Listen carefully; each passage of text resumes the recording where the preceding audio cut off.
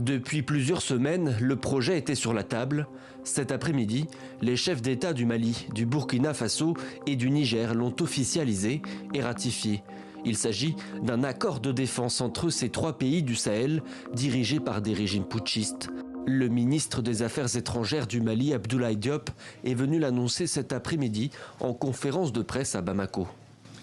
Par la présente charte, dénommée charte du Liptako-Gourma, les parties contractantes instituent entre elles l'Alliance des États du Sahel, en abrégé AES.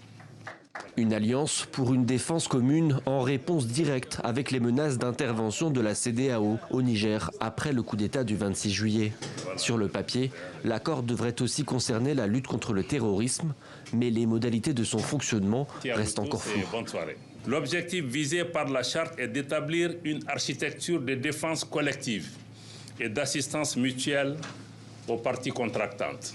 Toute atteinte à la souveraineté et à l'intégrité territoriale d'une ou plusieurs parties contractantes sera considérée comme une agression contre les autres parties et engagera un devoir d'assistance et de secours de toutes les parties. Un accord qui pourrait donc être activé en cas d'intervention des États d'Afrique de l'Ouest au Niger. Les forces armées de la CEDEAO sont toujours en alerte et pour le moment, aucune sortie de crise n'est en vue.